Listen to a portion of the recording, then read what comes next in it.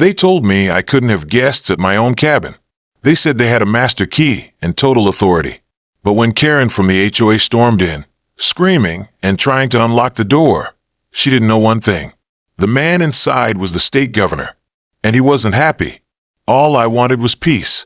Just a few quiet days at my lake cabin tucked deep in the woods of Evergreen Shores, far away from the noise of city life and the madness of politics. After 2 decades in military intelligence and years of navigating high-tension situations around the globe, I thought I had seen everything. But nothing prepared me for the petty tyranny of HOA Karen. I had invited an old friend to the cabin for the weekend, Marcus Langley, the current state governor and someone I protected during classified operations overseas long before he took office. He needed a break just as badly as I did. No press, no suits, no security detail, just 2 old warhorses talking, grilling steaks, and watching the stars over the still lake. We arrived Friday night. The cabin, which I legally owned and paid taxes on, was perfectly prepped. Fresh firewood stacked outside, groceries in the fridge, and the boat anchored by the dock. We thought we were safe here. But by Saturday morning, peace shattered. Loud knocking shook the door. I opened it to see a woman in a brightly colored windbreaker, oversized sunglasses, and holding a clipboard like a weapon. Her name was Karen literally, and she was the self-appointed queen of the Evergreen Lake HOA. "You're violating HOA Code 14B," she barked, eyes scanning our porch like a hawk. "No overnight guests without prior approval. I'll need identification." I stared at her, confused. "Ma'am, this is my property. You don't have the right to." She cut me off, flashing a smug grin. "All cabins are under HOA control. I have a master key, and if necessary, I will enter." She turned and stomped away, heels crunching the gravel, leaving behind a storm of disbelief. I closed the door and looked at Marcus, who had just finished making coffee inside. "Is this real life?" he asked. I nodded slowly. Apparently HOA rules override state ownership now. We both laughed nervously, but deep down, I felt uneasy. This woman wasn't just annoying, she was dangerous.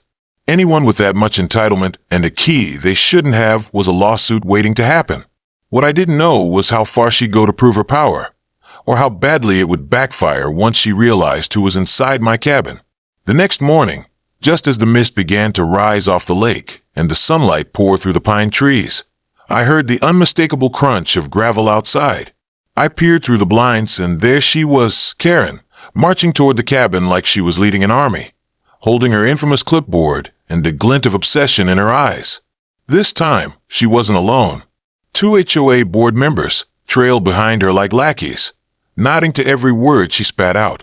Without even knocking, she marched straight up to the door, reached into her tote bag, and pulled out a silver key attached to a red tag that read Master. I froze. She was actually doing it, trying to open my cabin like it was her personal storage locker. The audacity was beyond anything I'd seen. Inside, Marcus was sitting on the couch, sipping coffee and reading a book. When I told him she was about to enter, he raised an eyebrow, put down his mug, and stood up. "She's not really that stupid, is she?" he asked calmly. "You're about to find out," I replied. Karen inserted the key, twisted it once, then again, then started yanking it in frustration. The lock wouldn't budge. She started muttering under her breath and banging on the door. "Open up. You're in violation of community code. I have the right to inspect the premises," she yelled. Marcus stood silently beside me, arms crossed, watching through the window. When Karen glanced up and saw his face, when she realized who was inside, the blood drained from hers. Her mouth fell open. She stumbled backward as if she'd seen a ghost. Is that?" she stammered. Marcus stepped closer to the window, staring her down. "Yes, I'm Governor Marcus Langley," he said through the glass, voice calm but firm. "And unless you have a warrant or a very good lawyer, I suggest you step off this property immediately." The other HOA members froze, caught in a moment of pure panic. Karen tried to smile, tried to recover, but her words came out stammered and pathetic. I didn't know. I was just following rules, but it was too late.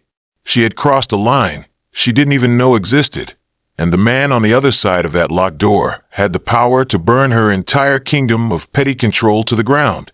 Karen's face was a portrait of panic, her clipboard now clutched tightly against her chest like a shield. The moment Governor Marcus Langley revealed his identity, the smug superiority vanished from her eyes, replaced by terror and confusion.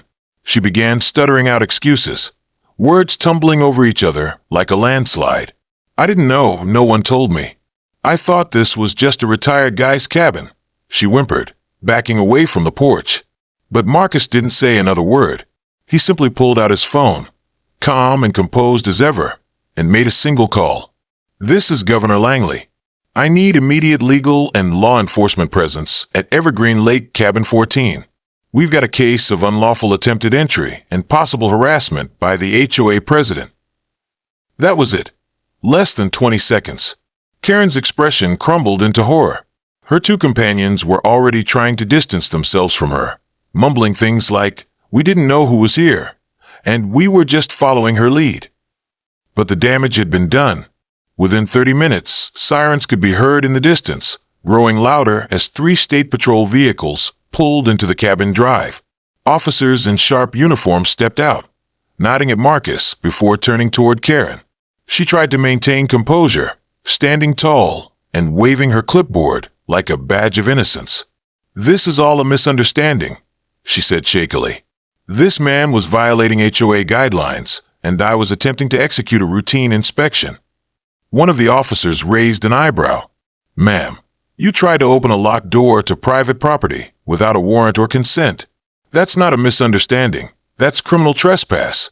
I stepped forward and handed over my phone, where I had recorded the entire encounter, including her jamming the master key into my door and shouting threats. The officers watched silently, their expressions growing colder with each passing second. Karen looked like she might collapse. "Please," she whispered, her voice cracking. "I didn't know who he was." The lead officer turned to her. "It doesn't matter who was inside. What matters is what you did, and what you thought gave you the right to do it." As they placed her in handcuffs, her eyes filled with tears, not just from fear, but from the realization that her little empire of intimidation had just shattered in front of a man who held the power to make it all disappear for good. The moment Karen was driven away in the back of that patrol car, I thought it might end there, a lesson learned, a warning shot. But Governor Langley had no intention of letting this be swept under the rug. He contacted the State Attorney General's office that same afternoon, and by Monday morning, a formal investigation was launched into the Evergreen Lake HOA. What started as one woman's arrogance soon unraveled into something far more sinister. Over the following weeks, dozens of homeowners came forward, people of color, veterans, single parents, immigrants, all with eerily similar stories. Unjust fines, unlawful inspections, letters threatening eviction for minor violations like garden gnomes or flagpoles. Some residents had been denied pool access or fined for simply having family over. Karen, it turned out, had been selectively enforcing HOA rules based on personal bias. She wielded the master key like a weapon, entering properties when owners weren't home, snooping through windows, and leaving threatening notices on doors. Several of those keys, investigators discovered, were illegal duplicates, violating privacy and safety codes across the board. And it wasn't just Karen. The board was infected with a culture of control and intimidation. HOA meetings were closed off to new residents. Records were falsified. Fines were never properly documented. There was even evidence of hush payments made to silence complaints. The media caught wind of the scandal, and the story exploded. Headlines read, "Governor exposes HOA tyranny, and Evergreen Lake's dark secret comes to light." Karen's photo, once beaming with authority on the HOA newsletter, now showed her tear-streaked face during her arrest, plastered across every news outlet. When the final audit was complete, the entire HOA board was dissolved by executive order. Civil lawsuits were filed by over 40 families. Karen faced multiple charges: criminal trespassing, harassment, abuse of power, and unlawful possession of entry tools. She was stripped of her position, her title, and any trace of respect she ever had in that community.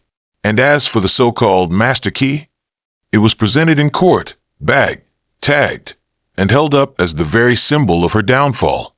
What she believed gave her control ultimately became evidence of her crimes. The very tool she used to open doors had slammed one shut, in her face forever. After the dust settled and the cameras moved on, the lake returned to stillness, but everything had changed. The HOA that once ruled over this place with an iron fist was no more, and for the first time in years, residents walked their streets without fear of being fined for nonsense or harassed for minor choices. My cabin, once the scene of Karen's attempted power grab, became a symbol of resistance. The state appointed a temporary oversight committee made up of actual residents, people who cared about fairness, not control. As for me, I finally had the peace I come here for, the kind that isn't just about silence, but about knowing you're free.